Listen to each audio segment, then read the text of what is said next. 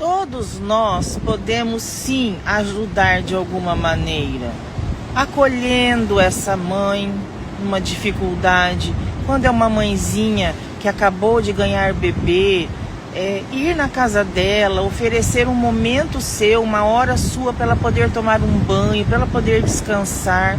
Quando é uma mãe que já está há mais tempo, mas está frustrada porque o filho faz muita birra, tentar ajudar de alguma maneira, com um aconselhamento real, um aconselhamento de respeito e não julgamento.